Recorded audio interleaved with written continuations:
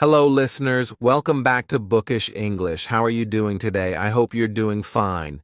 Today, here it is. A horrible, gray, cold, dark winter morning. So, in a way, the conditions are perfect for staying inside here in my podcasting room, where it's nice and warm and cozy. And I can just do another episode of this podcast for you to help you learn English. This time, it's another episode of Learn English, with a short story here on Bookish English. As usual, I'm going to tell you a story and then use it to help you learn English. The way this will work is like this. First, I'll read the story to you, and I'm going to start that in just a moment. You can just listen, try to follow the lines of the story, and try to understand what's happening. Then, I'll explain it. I'll kind of summarize it in my own words, just to make sure that you've got the general meaning of what happened. After that, I will go through the story, line by line, word by word, and I'll break things down. I'll explain lots of vocabulary for you, maybe some bits of grammar, but I'll explain the specific bits of language that were used to tell you the story. There's loads of vocabulary for you to learn in this story. If you want to practice your pronunciation, you could listen to the whole story again. You could go back and listen to me read the story and try to repeat the lines after me. This time, I've got a creepy winter story for you. It's called The Snowman. A snowman, of course, is something that children usually make when it snows. So, the snow comes down, and children would go out and make snowballs and have snowball fights. The other thing that children do is they make a snowman, right? They make a kind of a man made of snow. That's a snowman. So, this story is called The Snowman. I found this story on a YouTube channel, actually. So, let's begin. First of all, try to follow the events of the story and just decide, what is going on? What's happening? What's going to happen next? What's going on in this story? Now, I'm not sure if this is a true story or if it's a made-up story, right? I don't know if these things actually happened to the writer or if this is just fiction. I don't know, actually. I think it could be true, but I don't know for sure. And also, I don't think this is a supernatural story. I don't think the events in the story are supernatural, like ghostly or something like that. I don't think so, but, you can decide for yourself as you listen. So, here we go. This is The Snowman. Let's get started. I was a struggling ghostwriter, and I thought a break away from the city to spend time at a remote ski resort would be a good way to clear my head and help me get back on my feet. There weren't any other cabins around, so I was guaranteed a few weeks to reflect and enjoy the isolation. At least that was the case until the final week of my stay, which made this Christmas truly unforgettable. It first started at night, when I suddenly woke up. Initially, I didn't know if it was from something I'd heard or from a bad dream. But either way, I felt compelled to look out of the window. That's when I noticed the snowman in the distance. Back when I was a kid, I would have been delighted at the mere sight of a snowman, but that sense of childhood nostalgia was soon silenced by the realization that I wasn't alone out there in the woods. The cabin where I was staying was the only one on this side of the valley, so it seemed like a long way to walk just to build a snowman. Despite the uncanny feeling, I was still far too tired to give it much thought and managed to sleep through the rest of the night. The following morning, to no surprise, the snowman was still there. I couldn't quite put my finger on it right then, but I got this strange notion that something was different about it. I decided to carry on with my day and didn't think much of it until later that night when it happened again. I woke up suddenly for no apparent reason. I don't remember having a bad dream, but I guess it's common not to remember our dreams, even the really bad ones. It felt like déjà vu, and I found myself once again gazing through the bedroom window. I could still see the snowman, even clearer now. I couldn't quite figure out why, but it gave me an odd sensation. I also started to wonder why the snowman was facing towards the cabin and why anyone would build a snowman all the way out here.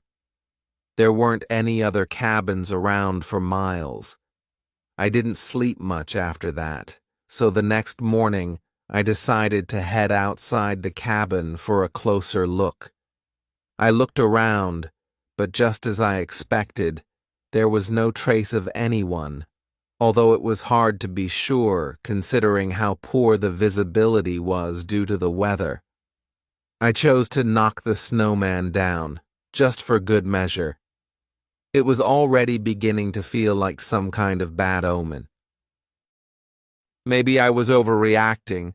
Maybe it was just some kids fooling around, but at least I wouldn't have to think about it anymore. Or so I thought. The following night, things got even worse. I woke up again, but this time I knew for sure it wasn't from a dream. It was a loud thud, like the sound of something hitting the window.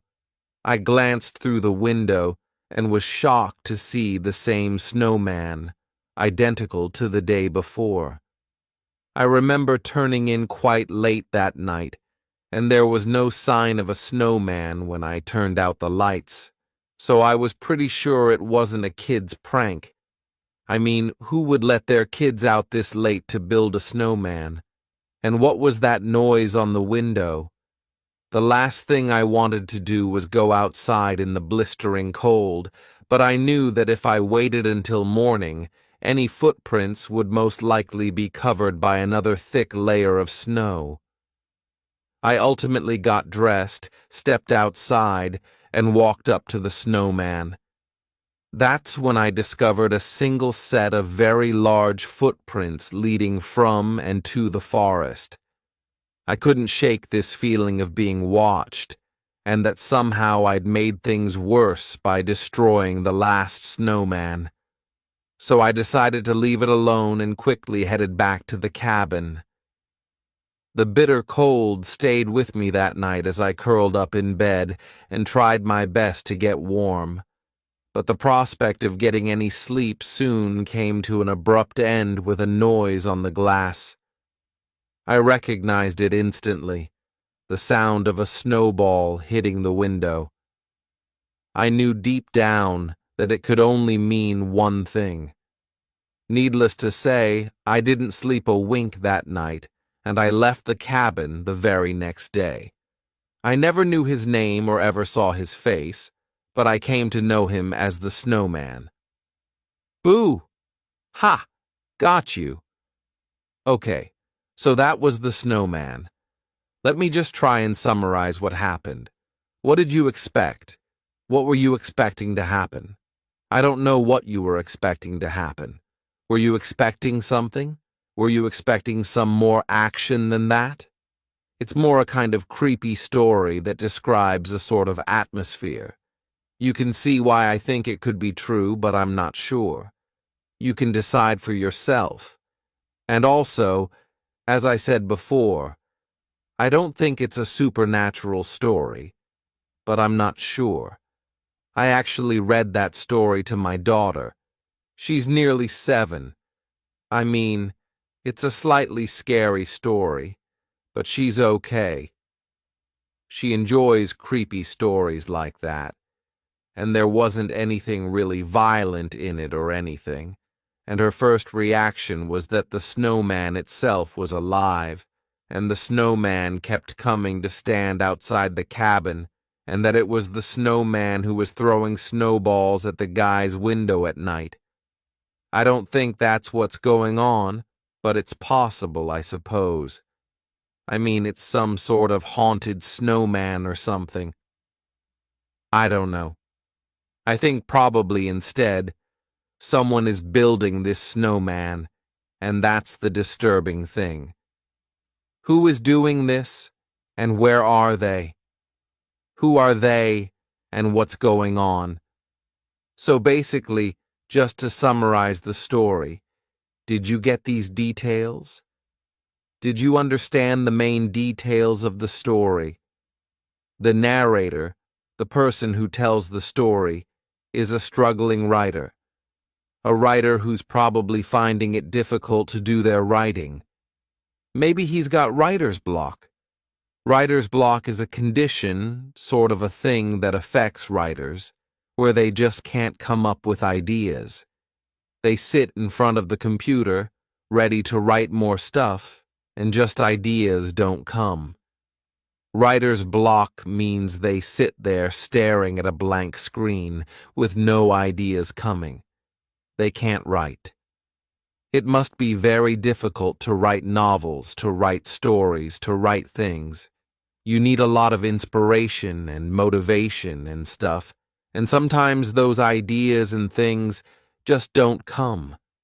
When you're in that state, it's called writer's block. So maybe the guy's got writer's block, and he decides that he has to try and find a way of clearing his head. He goes to stay at a remote ski resort in the mountains, and he chooses to stay in a cabin which is on the far side of a valley where there are no other cabins, right out on the edge of the resort, with no other people around. It's totally isolated, so he can just enjoy being cut off from the rest of the world, get out of the city, and focus on his writing. He's hoping that this will be a way to fix his writer's block. So out he goes, and he spends a couple of weeks there at Christmas time, which sounds like quite a lonely thing to do. He doesn't spend time with his family. No, instead, he's on his own in this cabin in a remote part of the forest where I expect it snows every night because it's a ski resort. The first week is okay, but by the second week, things start to go a bit strange. One night he wakes up in the middle of the night. He's not quite sure why. For some reason, he feels drawn to the window. He has a look out of the window, and there in the distance he can see a snowman, which is a little bit strange. It makes him realize that he's not alone in the forest, that there are other people not far away because there's a snowman that's been built. Okay, a bit weird. Something was strange about it. Something felt a bit off. The main thing was that he realized he wasn't alone. There must have been other people around without him realizing it. Then, in the morning, he looked out the window, and the snowman was still there, but a little bit clearer. I wonder if the snowman appears to be getting closer. I get the impression that there's a suggestion that the snowman is slowly getting closer to the cabin. It starts off in the distance. You can kind of only just see it, and then it gets clearer and clearer. He remarks that each time he sees the snowman, something is a bit different, and he can see it more clearly. So it seems that the snowman is slowly getting closer to the cabin every time he sees it. The next night, after he's seen it in the daytime, he kind of just ignores it. He just thinks, oh, it must be some kids or something who've made it. But then he goes to bed again, and the next night, it happens again. He wakes up. He's not quite sure why he's woken up. He thinks maybe he had a bad dream or something. He wakes up, and again, he feels like he needs to look out the window. He looks out of the window. The snowman is still there, but it seems to be clearer again. The suggestion is that maybe the snowman is closer to the cabin this time. I'm not sure quite when maybe he wakes up because he's being woken up by the sound of something hitting the window. He doesn't realize it at first, but that night he's so disturbed by the snowman that he doesn't really want to go outside to have a look around. So he waits until the next day. He goes out in order to have a look around, see what's going on, and see if he can find any signs of maybe who's done it. He looks around, but the weather is so bad, it's probably very snowing quite heavily, and he can't really see much. He can't see any evidence of other people. If there were footprints in the snow, they would have been covered by another layer of snow already, so he doesn't see any evidence of who's done this. But he's so disturbed by it that he knocks down the snowman. He just knocks it down and then goes back to the cabin. Then that night it happens again. He's woken up by a sound. Doesn't quite know what the sound is. It's a kind of like a thud, and he wakes up suddenly and again looks out of the window. The snowman is back. It's back again. After he knocked it down, it's returned. It's the same snowman. It's back again, and it appears to be even closer to the cabin this time. This really freaks him out this time, and he really doesn't want to go outside the cabin in the middle of the night in the snow. But I think he feels so disturbed by it that he chooses to go out and have a look. All he can see is a set of footprints that lead to the forest and back again. So, it looks like someone has come out of the forest to the place where the snowman is, presumably to build the snowman. I mean, the writer doesn't mention there being a lot of disturbance in the snow where the snow has been gathered together to make the snowman. I assume that would be the case, but that's not mentioned. Anyway, there's a set of footprints that go from the forest to the snowman and back again. So it seems that someone has just come out of the forest and built this thing. Or maybe it's a haunted snowman that's walked out of the forest and decided to stand there and throw snowballs at the cabin, just, because why not? If you're a haunted snowman, I suppose that's the sort of thing you would do. Why would you just stay in the forest and eat nuts and stuff? I don't know. You'd probably think, well, since I'm a haunted snowman, I should probably go and scare some people in cabins. I don't think that's the case, though. I think the idea is that someone has come out and built this snowman. I don't remember. Does he knock it down then? I don't remember. But he is woken up again by the sound of a snowball hitting the window. He's certain about it, and he can't sleep the rest of the night, and it scares him so much that he just leaves. He leaves the cabin and goes back to the city, and it clearly scared him. He thinks about it a lot because in the end, he names this guy the snowman. Presumably the person, whoever this was, who was creeping around outside his cabin at night, building this weird snowman and throwing snowballs. That person he calls the snowman. So for me, this is the sort of story which is supposed to be quite disturbing because a lot of things are unanswered, rather than a story in which there's a lot of specific direct action. Instead, it's just one of those things that's supposed to make you wonder. I think it is quite creepy, because if you can imagine being in that situation, I'm sure you would end up being quite disturbed. I like the way the story is put together. It's efficiently told. We can easily imagine how the storyteller felt in this situation, and it leaves us to imagine the explicit details and the answers to the mystery. Did you notice that the snowman seemed to get closer each time? I think the suggestion is that the narrator is not alone in this secluded part of the forest. An unknown person kept coming out of the forest in the night to build this snowman, each time getting slightly closer to the cabin. This person also threw snowballs at the window of the cabin. I'm assuming that this is the case unless the snowman itself is actually somehow alive and doing these things independently. But that would give a supernatural edge to the story. Maybe you interpreted it that way, like my daughter did. So, what did you think? What was your reading of the story? I think these are the options in my mind.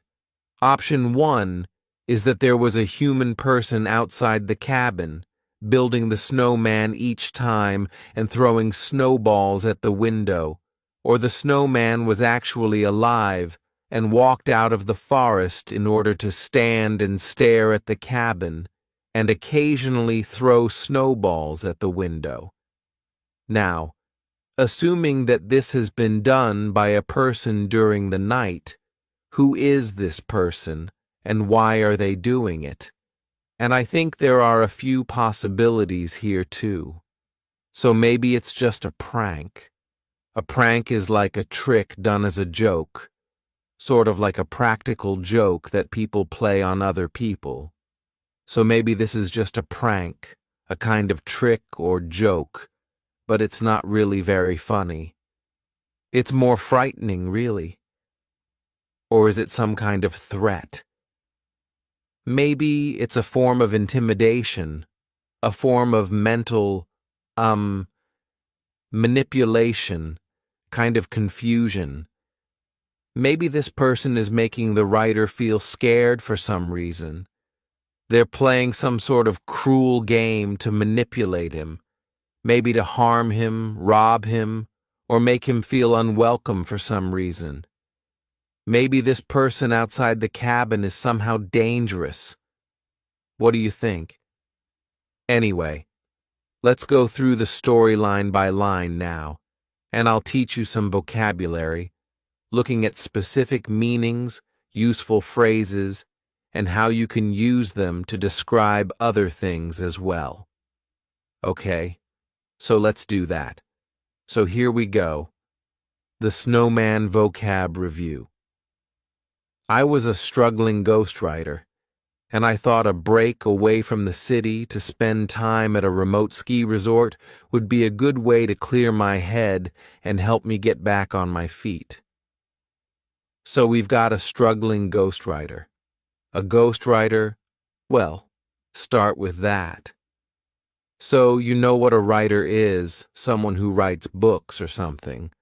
A ghostwriter is a person who writes books for someone else, and then that someone else claims the credit for the book.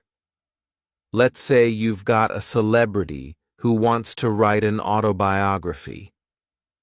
An autobiography is the story of their life written by that person. But this celebrity is not a particularly good writer. They might use a ghostwriter to actually write the book for them. But then, on the cover of the book, it's the celebrity's name that's written, and the ghostwriter's name is not written anywhere. Right? So a ghostwriter is someone who anonymously writes for someone else. Okay, and there are a lot of people who use ghostwriters.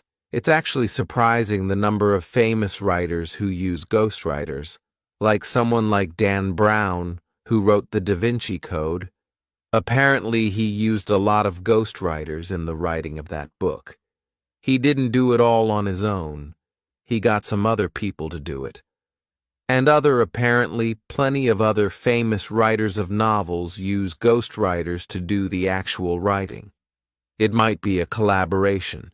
It might be that the person whose name is on the book gives the ideas, the basic framework, the plot line details of the characters.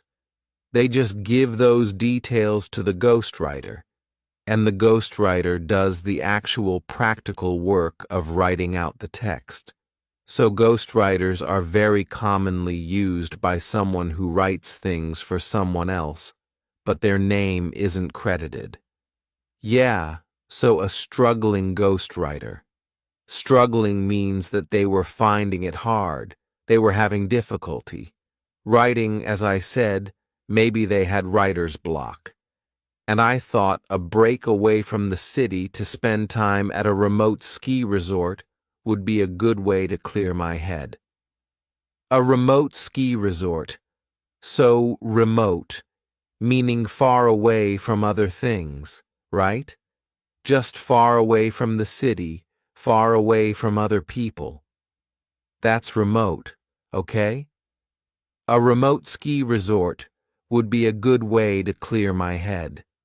So, sometimes, if you're struggling, if you can't think of ideas, you can't focus, you can't concentrate, it's because there's too much stuff going on in your head.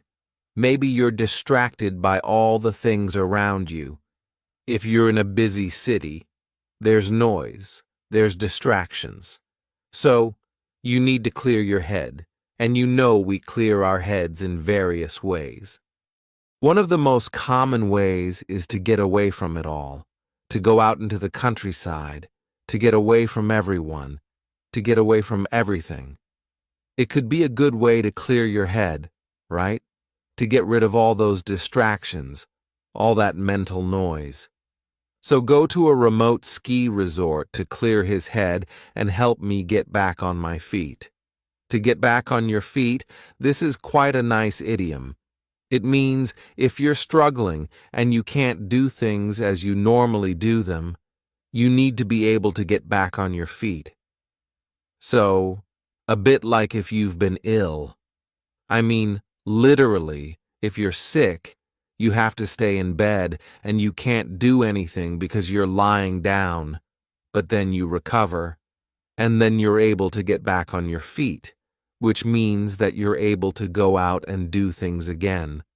That's literally getting back on your feet, but we can use it metaphorically as well to mean getting back to a position where you're able to do things again. For example, if you're struggling with writer's block and you can't work, and you're having a really difficult time, you need to maybe go away, clear your head, and get back on your feet. There weren't any other cabins around, so I was guaranteed a few weeks to reflect and enjoy the isolation. So, to reflect is something that you do in your mind, right? If you reflect, it means think about things. Think about things more carefully. Think about things several times. Okay, to ponder things, to process things, to think about things. Reflect is something that happens with a mirror. Okay, so if you look in a mirror, your image reflects off the mirror. Also, if you look in the surface of some still water, like a pond, your image is reflected off the surface of the water, right? So, if you reflect in your mind, it's kind of like you allow your thoughts to kind of bounce back, and you look and look again or think again about things, right? To reflect and enjoy the isolation. So we had the word remote, a remote cabin. We've also got the word isolation here. Remote is an adjective. Remoteness is the noun. Isolation is a noun, and isolated is the adjective. So, just the difference between these two things. Remote means far away. Remoteness, right? This is referring to something that is physically distant, physically far away from things, or geographically far away from things, or figuratively far away from things. So, we talk about a remote village in the mountains. An idea seems to be remote from reality. For example, the suggestion that this is an alien snowman or like a haunted snowman. That idea is quite remote from reality. Here's reality, where there are no such things as haunted alien snowmen, as far as I'm aware. And the idea of a haunted snowman is quite far.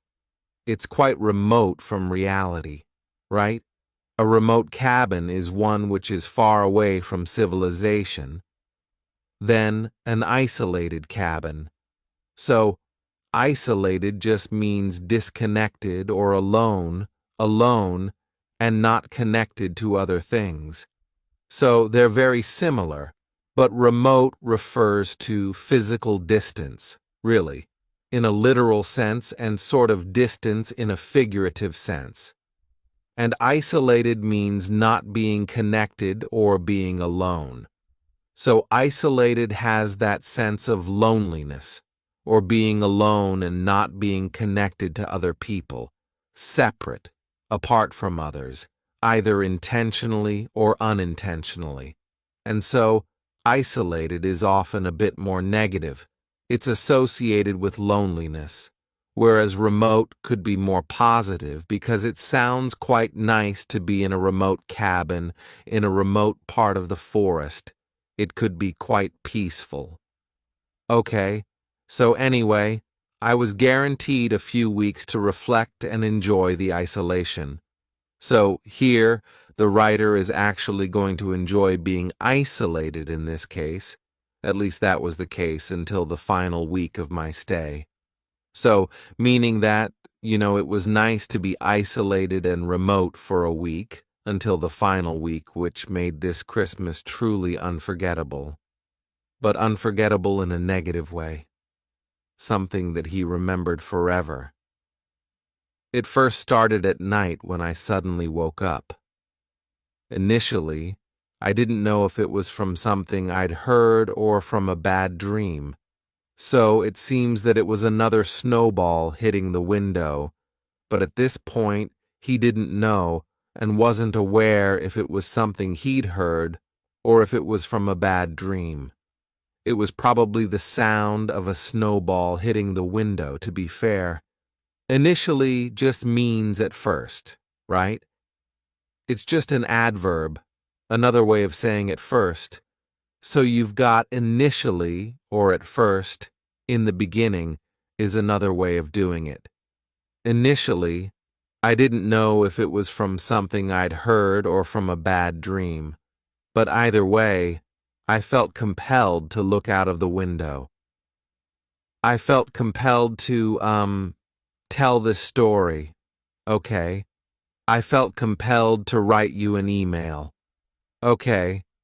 If you feel compelled to do something, it means you feel a sudden kind of urgent motivation or a certain need suddenly to do something. For example, Ariel, I was listening to your episode, and I felt compelled to get in touch with you. It's the sort of thing that my listeners might write to me. Ariel, I've been listening to your podcast for a long time, and today I felt compelled to write to you. I felt compelled to get in touch to tell you how truly thankful I am for everything you've done for learners of English around the world, and how I would like to give you a knighthood this year. Yours sincerely, the King. I'm just fantasizing there about King Charles suddenly feeling compelled to write to me in order to offer me a knighthood. Sir Ariel Thompson. It's never going to happen. That's when I noticed the snowman in the distance. So, he felt compelled to look out of the window. Like, I don't know why, but I really feel like I'd like to look out the window at this moment. which can be a scary thing when you're in a cabin in the middle of the forest at night, and you're kind of not sure if you want to do this, but you feel like you have to do it.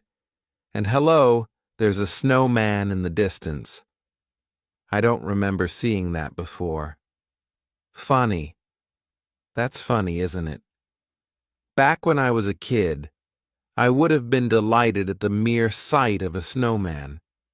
So, the mere sight of a snowman, mere here. So the word mere is a bit like using the word just or only. It emphasizes that something is small or unimportant in itself, but it still has a big effect, right? I would have been delighted at the mere sight of a snowman means I would have been delighted just to see a snowman, like only seeing one would have made me excited. Never mind, like actually going up and playing with it or making it or something. So, just seeing a snowman would have made me delighted, or just the sight of a snowman would have made me delighted. The mere sight of a snowman would have made me delighted, or simply seeing a snowman would have made me delighted. All ways of saying more or less the same thing. The mere smell of baking bread makes me hungry. So, just smelling it makes me hungry. Another example, I get nervous at the mere mention of the words observed lesson. So, as an English teacher, I get nervous at the mere mention of the words observed lesson. So, if someone just says observed lesson, oh God, I start to get nervous, because it makes me think of the days when I used to be observed, when I was training to be a teacher, and you'd get some sort of examiner or observer, maybe from Cambridge English. They'd come and observe you, and they'd watch everything you do and make notes about you, and then, judge everything you do as a teacher. So, just the mere mention of the words observed lesson makes me nervous. Another example, I've always been scared of spiders. It's not actually true, I love spiders. Anyway, I've always been scared of spiders. The mere sight of one in the bath would make me run screaming from the building, only to return with a flamethrower. So just like, oh God, just only seeing one. It doesn't even have to jump on my face or anything. Just seeing it would make me run from the building and then come back, just to torch the entire building, the entire house. Okay? So, I would have been delighted as a kid at the mere sight of a snowman. So just seeing one would have made me delighted. But that sense of childhood nostalgia was soon silenced by the realization that I wasn't alone out there in the woods. So, that quick moment of like, oh, a snowman. And he remembered and felt slightly nostalgic about his childhood. So, when you feel nostalgic, when you have a sense of nostalgia, it's like when you look back at the past and you feel that nice warm feeling, that's nostalgia. Oh yeah, I remember when I was a kid. Yeah, I used to get really excited if I saw a snowman. But this sense of nostalgia was soon silenced. So, stop. It was stopped by the realization, ding, oh, hello, when he realized that I wasn't alone out there in the woods. So, he opened the window or opened the curtains or whatever, had a look out. Oh, a snowman? Huh? Oh, so I suppose I'm not alone out here in the woods then. There must be other people around or someone. Okay, the cabin where I was staying was the only one on this side of the valley. So it seemed like a long way to walk just to build a snowman. The cabin where I was staying was the only one on this side of the valley. This side of the valley.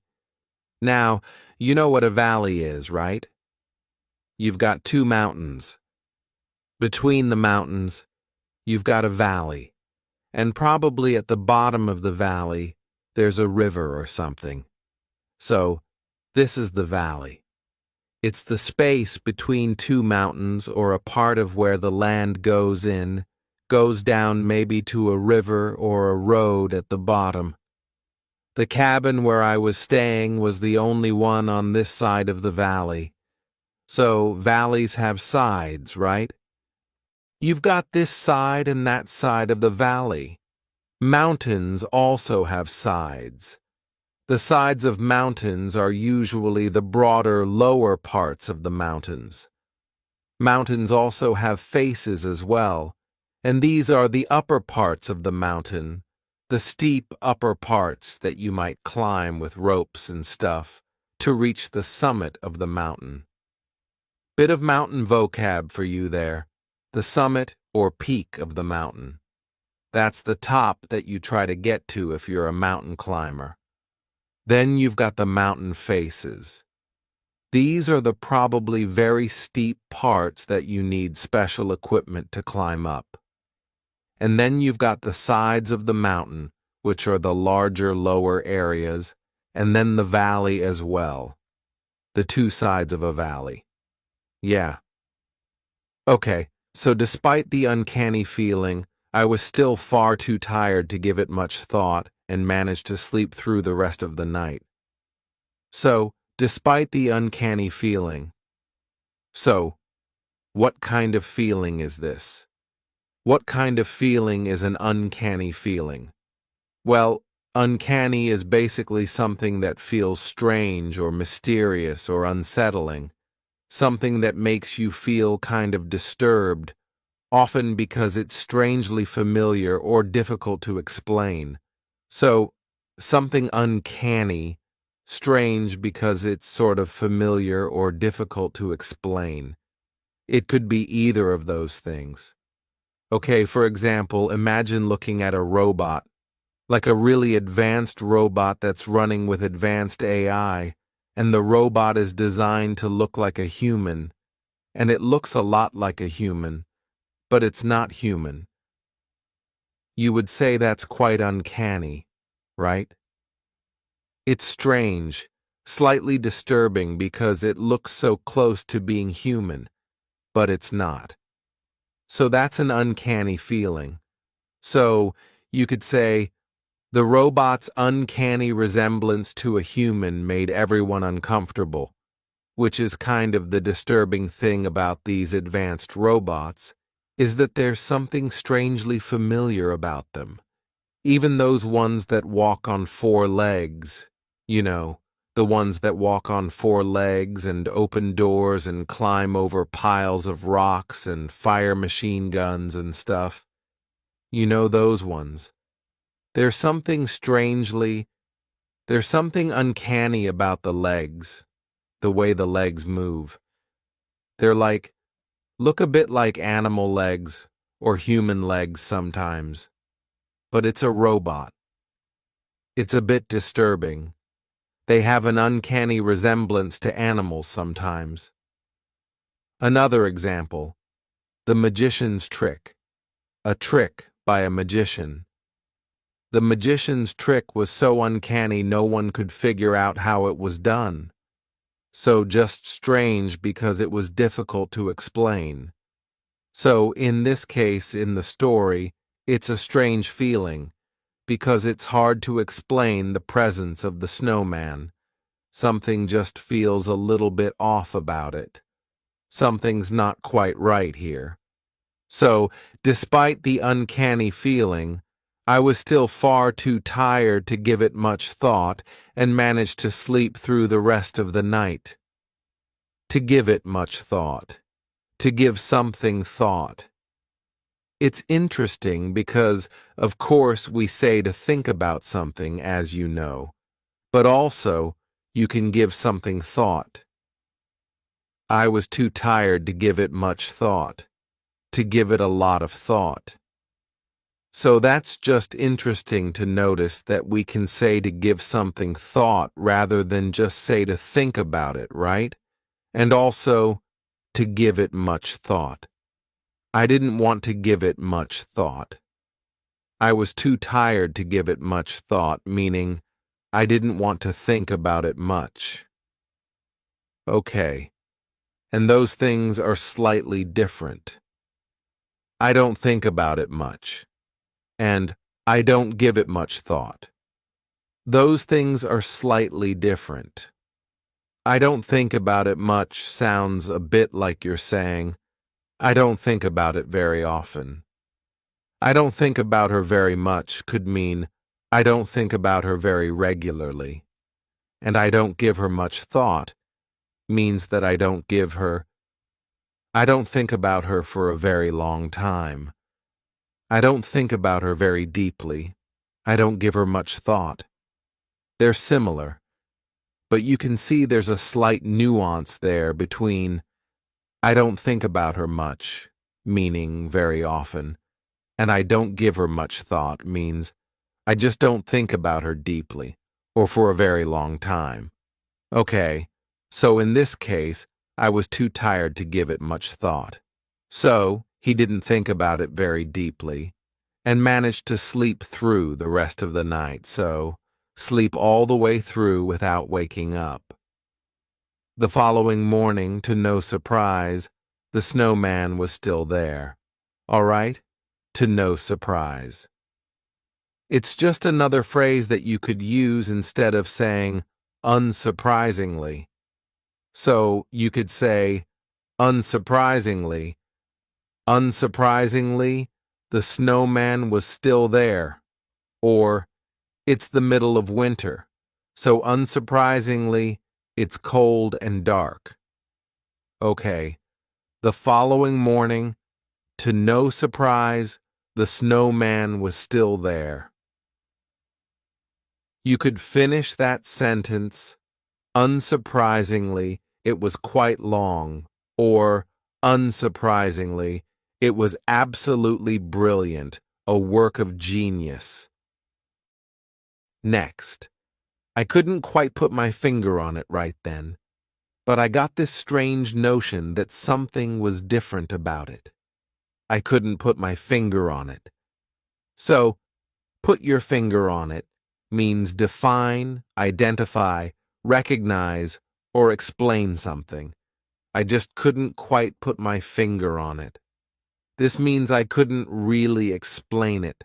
I couldn't define it. I couldn't identify or explain exactly what it was. In this case, the feeling I was having. So, you know that something is strange or wrong, but you just can't quite explain it. You can't quite put your finger on it. Another example.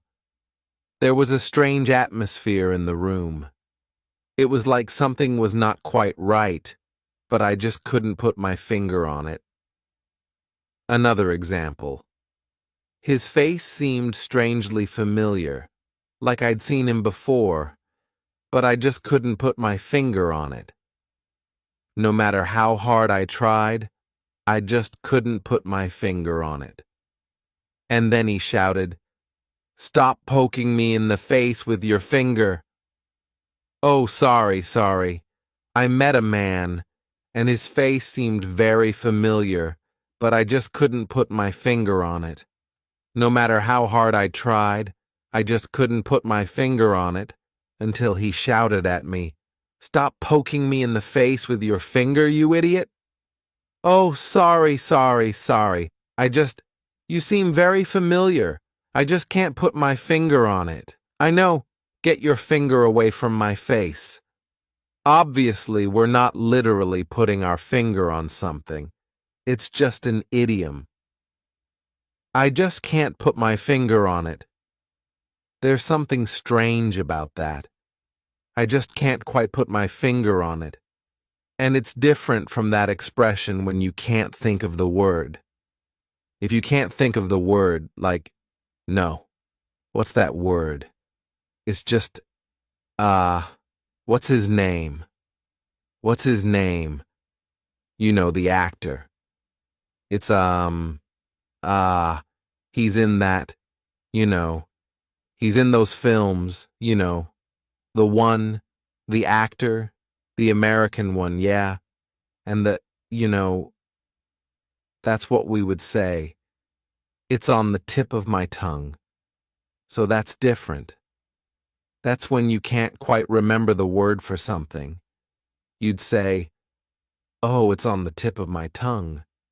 But this is, I can't quite put my finger on it. It means I can't explain it. I couldn't put my finger on it, but I got this notion. I got this strange notion that something was different.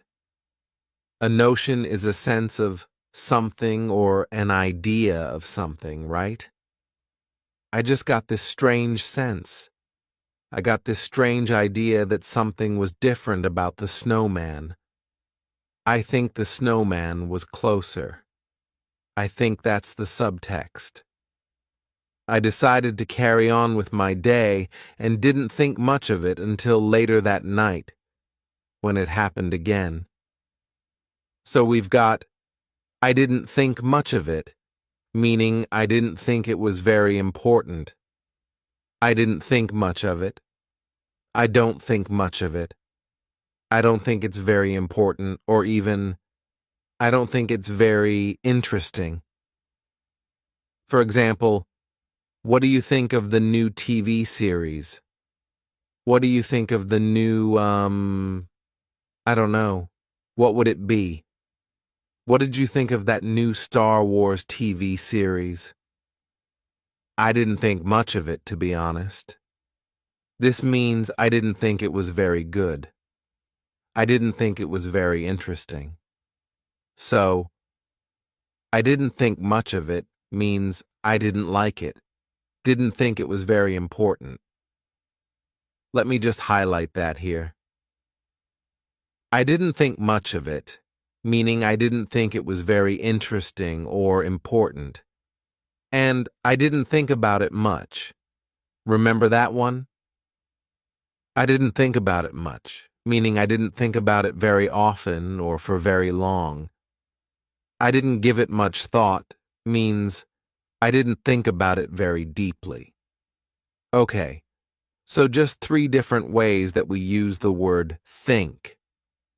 I didn't think much of it, didn't like it. I didn't think about it much, didn't think about it very often, and I didn't give it much thought, didn't think about it deeply. In this case, I didn't think much of it, meaning I didn't think it was very important, until later that night when it happened again. And then he realized that actually there was something going on, something more serious. I woke up suddenly for no apparent reason. For no reason. It's quite a nice expression when you just can't really explain why something happened. There's no reason, no apparent reason, no obvious reason, no clear reason for something. For example, he just hit that man in the face for no apparent reason. Why did you do that? He just did it for no apparent reason. Okay, so I woke up suddenly for no apparent reason. Just woke up. No particular reason why. Why? Must have been another snowball on the window. I don't remember having a bad dream, but I guess it's common not to remember our dreams, even the really bad ones. It felt like déjà vu, and I found myself once again gazing through the bedroom window. So, déjà vu. This is French, but we use it in English. It's a common expression in English. Déjà vu describes a very specific feeling, a very strange feeling. It's an uncanny feeling that you've seen it all before. This seems so familiar, like I feel like I've lived these moments before, which is really weird, isn't it? In the movie The Matrix, that's described as being a glitch in the Matrix. But we do get déjà vu.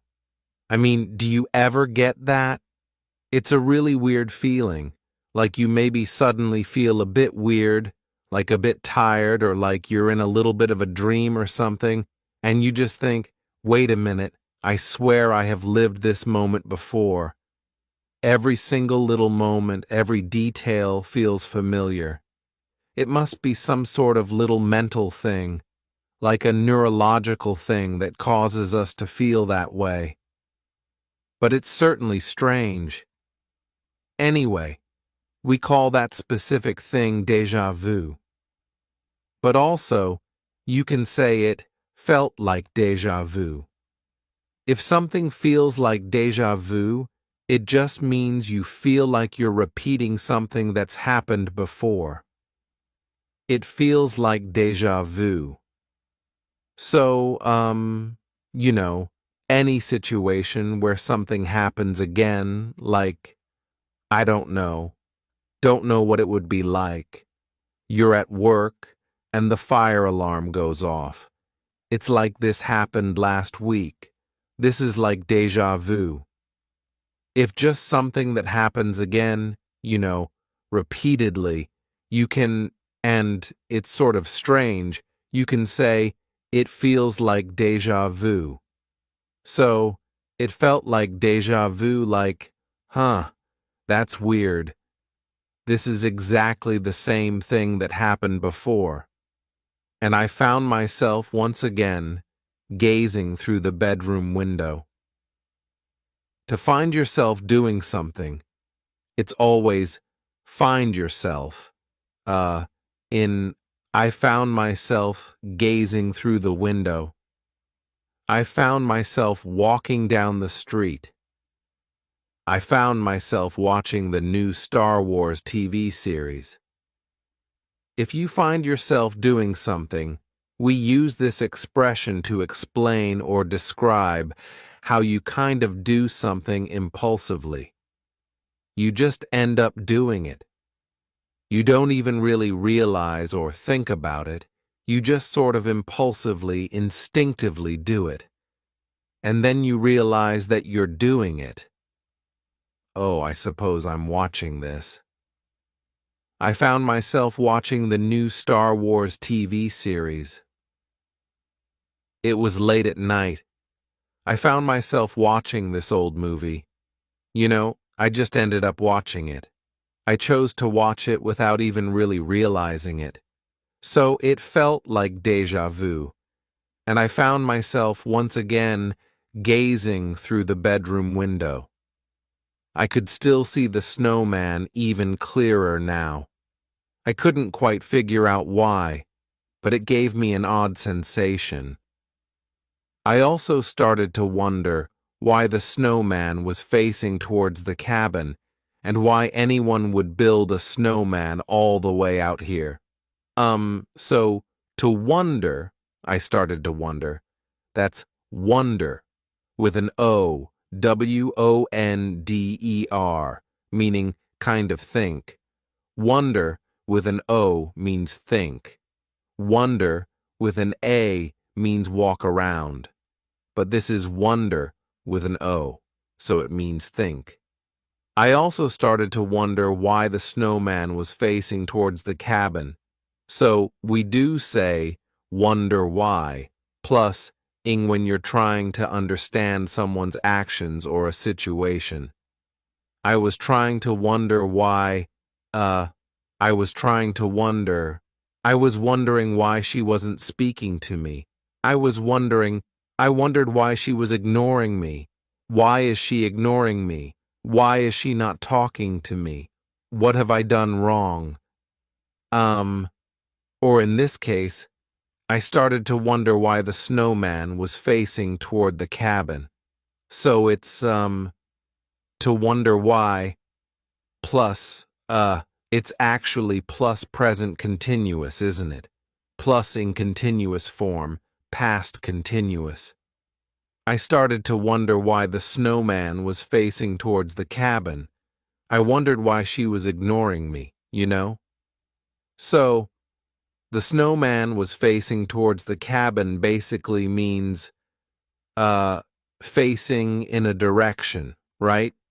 pointing in that direction. A person can face in a certain direction.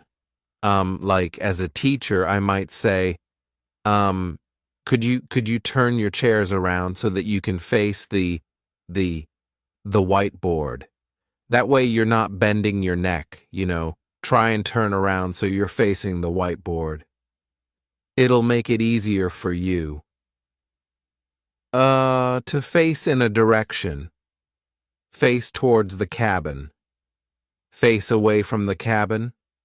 Face towards the whiteboard. Face towards the window. Meaning be positioned in that direction. There weren't any other cabins around for miles. To be around means to be in the area, of course. So there weren't any other cabins in the area. There weren't any other cabins around for miles. I didn't sleep much after that. So the next morning I decided to head outside the cabin for a closer look. So, to head outside, head here, obviously. Normally this is a noun, like your head is part of your body, right? It should be part of your body. It should be connected to your body at all times. If you just check? Yeah, good. Mine is still connected. Just to be sure. You can never be too sure. Certainly when you're, learning English, it's very important to make sure that your head is connected to your body.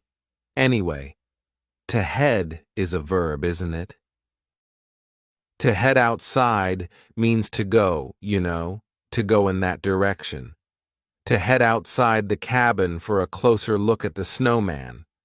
So, to head inside, to head outside, to head home, to head to the park, to head to school, to head to work, head to the shops, meaning go to these places.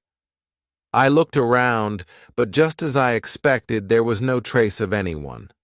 I looked around. Now, obviously, we use the word look with know, what that means, but we often use it with different prepositions, usually different directions. You look up at the sky, look down at the ground, look for something. Where is it? Where is it? Where's my key? Where is it? Is it here? Is it here? I'm looking for my key. Has anyone seen my key? Look for something. To look into something would be to look inside something or look inside a situation, like investigate. The police are looking into it. There's that old joke. What did you hear about the crime at the nudist colony? No? No, it was, did you hear about the hole in the wall at the nudist colony? Someone put a hole in the wall at the nudist colony, but it's okay. The police are looking into it. So, a nudist colony. This is a place where people go to, be naked, to be nude, right? I don't know if this is a thing in your country, but in some places, some people like to spend their time without their clothes on. It must be liberating and nice. I mean, I would find it pretty embarrassing, but, that's probably the wrong way to think about it. But nudist colonies, these are private places where people can go, and they just spend their time without their clothes on. I don't think they do any stuff. I don't think they're doing any sexual things, but they're just going around living their lives, maybe kind of, drinking drinks and reading books and maybe playing a bit of tennis or something, and they're just not wearing any clothes. This is a nudist colony. So, a specific private place with behind closed doors, maybe like a leisure club or a place in the countryside. So, did you hear about the hole in the wall of the nudist colony? A hole in the wall would be a thing that you'd be able to look through the hole in the wall to have a look inside the nudist colony, to look at all the naked people. Did you hear about the hole in the wall of the nudist colony? Yeah, it's okay. The police are looking into it. So the police are investigating it. They're trying to work out who did it. But also, they are looking into it, meaning, yes, of course, they are looking into the hole at all the naked people. So anyway, to look into something can mean to investigate something. To look back, to look back, you can literally look back, meaning look behind you, but you can look back in time, in terms of the past, to think back.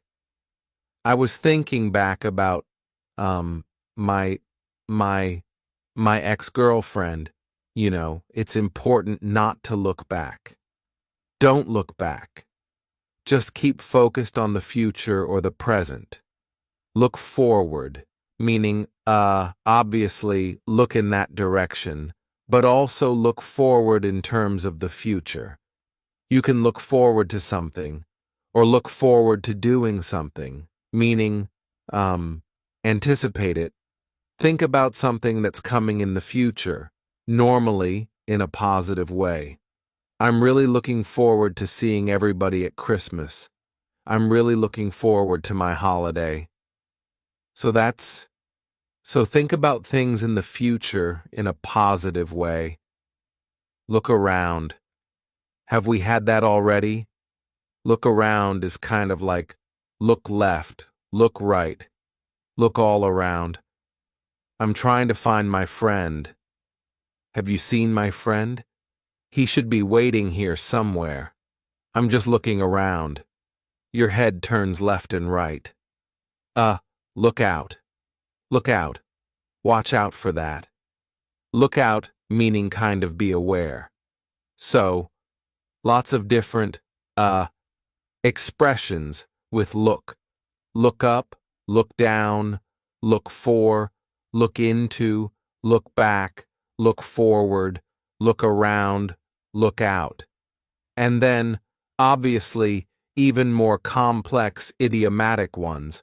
To look down on someone, meaning to consider them to be lower than you. I look down on people who, what? I look down on football fans. Such an unsophisticated sport. I prefer, sophisticated literature. So, to look down on someone, to consider them to be lower than you. To look up to someone would be to respect someone.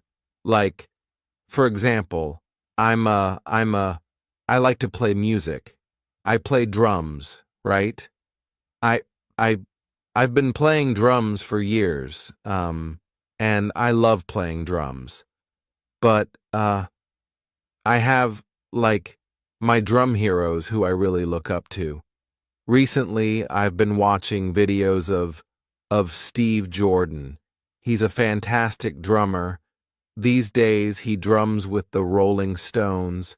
He's their drummer, and he's an excellent drummer. He does these really good grooves. He's got a fantastic sense of time and feel. I really look up to him as a drummer. I just really respect him